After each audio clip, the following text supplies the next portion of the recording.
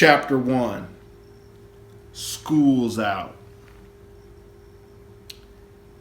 It was the last day of 5th grade for Terrell, and he couldn't wait to play football in the Chicago park across from his school. He had a little extra pep in his step as he exited the school, and the sun felt good on his face. As he squinted and covered his brow with his hands, he spotted all his friends at the park throwing the football to each other. "Man, come on! We're about to start," one of his friends yelled. Terrell started to run over, but then stopped mid-stride when he remembered that today he had to walk his little sister home from school. His mom had to work late, and his dad never got home before 5 p.m. He was sad that he had to leave his friends, but he knew that his little sister would be eagerly waiting in front of her school. He also knew that his parents would be very angry with him if he forgot his little sister. After all, he did just get his PlayStation back after 2 weeks on punishment, and he didn't want to risk losing it again for the summer. The last time he got in trouble was because of his grades. His parents didn't play when it came to school. They told him that C's would not be allowed when they knew he was an A and B student. After thinking hard about getting punished again, he threw up his hands at his friends and yelled, "I got a pass today. I'll holler at y'all later." His friends looked confused, but Terrell just turned around and started walking towards his sister's school. He didn't want to explain that he was missing football to pick up his little sister. That would not be cool at all. He walked away slowly, all the pep in his step gone. His sister's school was 2 blocks away, which was 2 blocks too long to walk today. The walk gave Terrell more time to think about football games he was going to miss.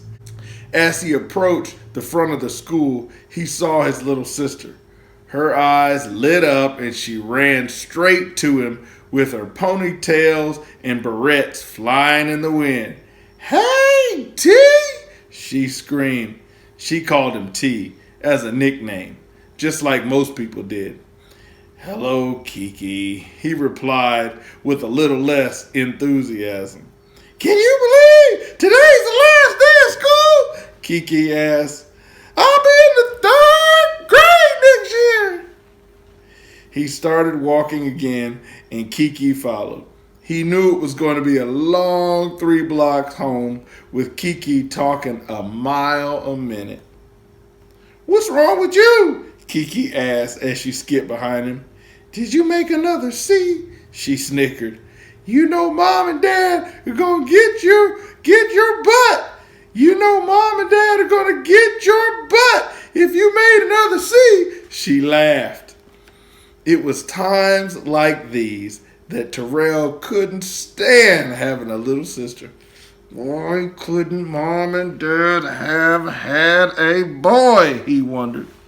"No, I didn't get a C," he answered. "As a matter of fact, I got 5 A's and 2 B's, he said, smiling. "That's nothing. I made all A's," Keke said with an even bigger smile. Terrell was tired of Keke always bragging. "So what? I used to make all A's in 2nd grade too. But just wait until you get to 5th grade and we will see who's smiling then." Keke just laughed, because she knew her brother was jealous and that he had never been a straight A student like her, but she decided not to rub it in. "You excited about going down south to visit Grandma and Grandpa this summer?" she asked instead. "I can't wait." Terrell was surprised. He had almost forgotten that they would be leaving in 2 days to visit their grandparents in Tennessee. Maybe he'd blocked out the thought because he didn't want to go down south for the summer and he'd be bored to death. He wanted to stay home and play football and basketball with his friends.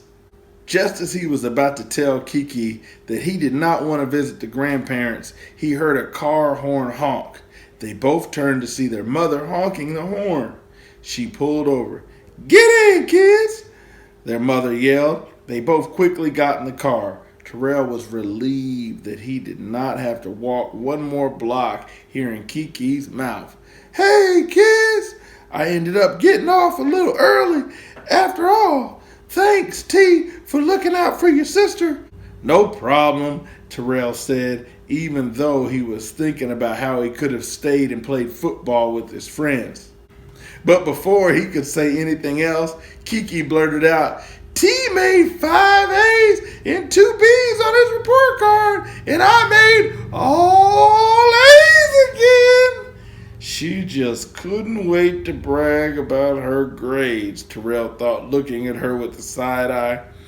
"You both did awesome. This sounds like a cause for celebration," Mom said, smiling. "What are we gonna do, Mommy? What are we gonna do, Mommy? What are we gonna do?" Keke squealed. "Well, I think that we can go shopping for some new clothes, and I'll cook a special family dinner. Besides, you guys need some new things before you visit Grandma and Grandpa in 2 days."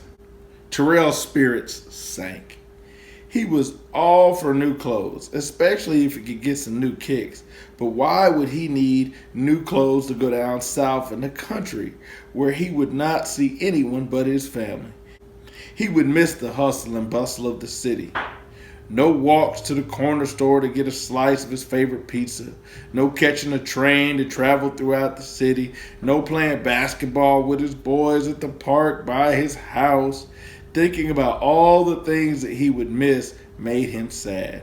He dropped his head and let out a long sigh. "What's wrong?" Mama asked. "You don't want to go and visit your grandparents? You used to love to go to Tennessee." Terrell was about to tell her how badly he wanted to stay home, but he remembered overhearing his parents talking about money and being a little tight since she had been laid off about 6 months ago. She had just started a new job, and he did not want to upset her. He knew that going to his grandparents' house for the summer would probably help his parents save money. "No, Mom, I want to go. I'm sure we'll have a good time," he said quietly. "Good, because I'm really going to be working a lot over the next couple weeks, and when you guys get back, I'll be more settled into my new job. I will have a more consistent schedule." Keke began to talk loudly to her mother about her day at school. Terrell just shook his head and remained silent for the rest of the ride home. After getting home, Terrell placed his backpack on the kitchen table and walked upstairs. "Boy, get your behind back down here. You know your backpack doesn't belong on the table," his mom yelled. He slowly trotted back down to the kitchen. Keke just looked at him with amusement in her eyes as she placed her backpack in the closet. "We don't need our backpacks for a while because we're not going to school for 3 months," Keke said. She was always so excited about things, too excited in Terrell's opinion.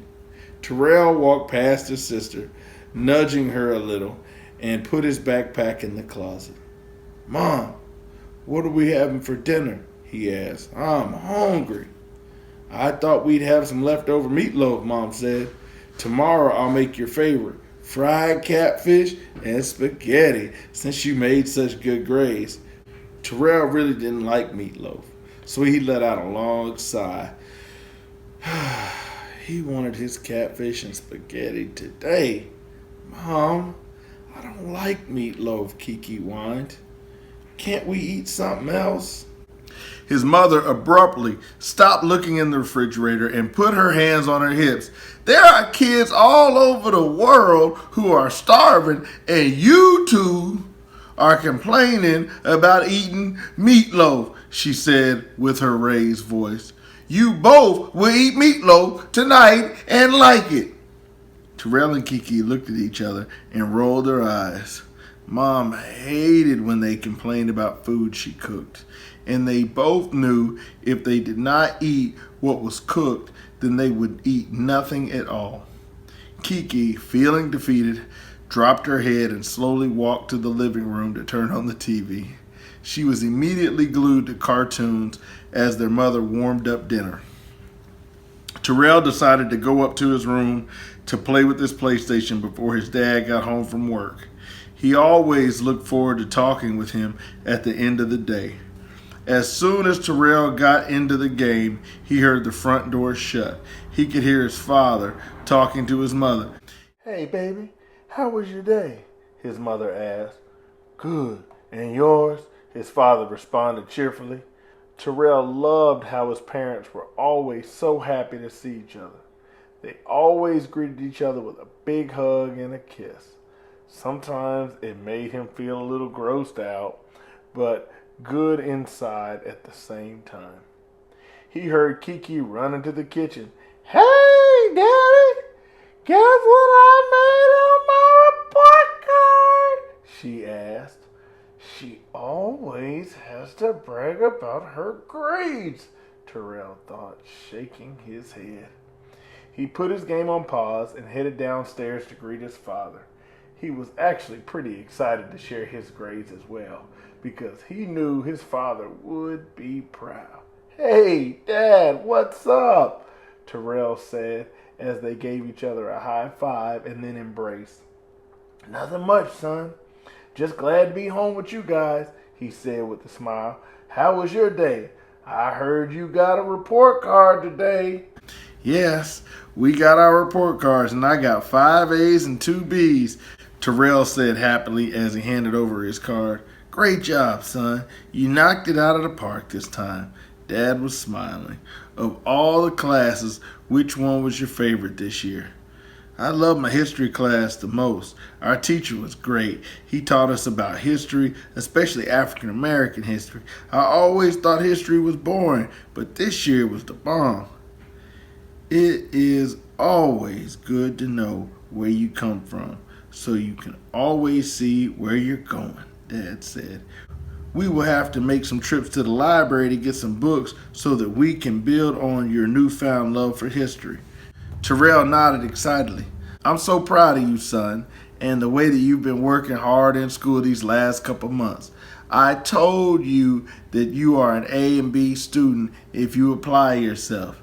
"Thanks, Dad," Terrell said, feeling really good because his father was so proud. "So on that note, what delicious meal is Mom making for dinner tonight?" Dad asked while looking at her with a big grin. "Leftover meatloaf," she responded, awaiting a smart remark. "Well, I know nobody heats up better leftovers than my baby," Dad replied jokingly. They both laughed and gave each other a big kiss and a hug. Keke and Terrell looked at them with smiles on their faces. The next day was packed full of activity. That morning, Mom woke up Terrell and his sister early to hit the stores since she knew she only had one day to get them together for their trip. Although Terrell desperately wanted the latest Jordans, he did not even ask for them when they went into the shoe store.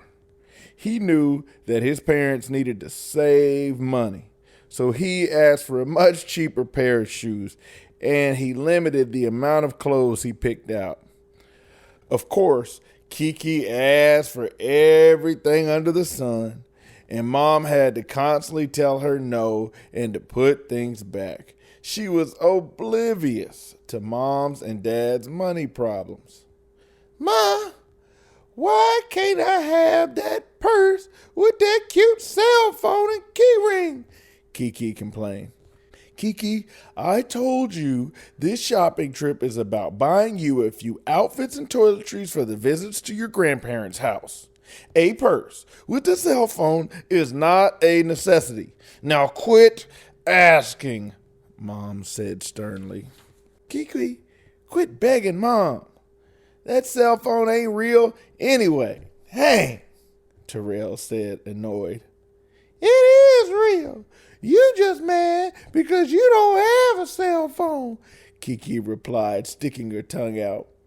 both of you be quiet and come on, because we do not have much time, especially if you want me to fry fish tonight, Mom said.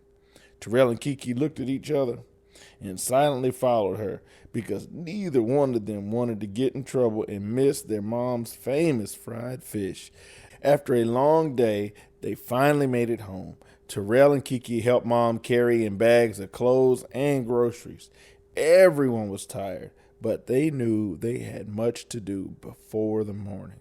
The drive was a long one, so they always left very early to avoid traffic. Dad was an early morning driver and liked to be able to be halfway to their destination before the kids woke up. Okay, guys, up to your room and start pulling out what you need to pack for the trip. All I should have to do is bring out suitcases, and you should be ready to put your clothes in them. I'm about to fix dinner, so please do the best you can, Mom directed. As Mom went downstairs, Terrell went into his room and turned on his PlayStation. One quick game before I start packing, he thought. As soon as he turned on the game, Keke's head popped around the corner. Ah! I'm going to tell Mom you're not supposed to be playing that game. She said to get your clothes ready. Keke, mind your own business. Besides, if you were doing what you were supposed to be doing, then you wouldn't be in my room now, would you? So I'm going to tell Mom on you too. Keke was angry. She knew Mom would ask her why she wasn't in her room doing as she was told, so she turned around and stomped back into her room. She's still little enough that I can use reverse psychology on her, Terrell thought, smiling. He had only been playing his game for 30 minutes before he heard the front door open and his father's voice greeting his mother. He immediately stopped his game because he knew that if his father caught him playing a game when his mother had instructed him to do something else, there would be big trouble. He decided to turn on his radio to motivate him to get some packing done. He began to sing and pack. The radio station was on fire that evening. The next thing he knew, it was 2 hours later, and Mom was calling everyone for dinner. That night, everyone talked and laughed while they enjoyed the best fried catfish and spaghetti in Chicago. After dinner, Mom helped pack everything in their suitcases so they would be ready to leave in the morning. Dad tucked both of them in that night, which felt good. Terrell would miss his parents dearly. As he lay in bed, he prayed to God that his parents would not have to worry about money anymore. He prayed for their protection while he was gone. He also prayed that he would not be bored out of his mind in Tennessee. My PlayStation is definitely coming with me, he thought as he yawned. Sleep came quickly that night, as it had been a long and busy day. Chapter 2. Off to Grandma's and Grandpa's we go.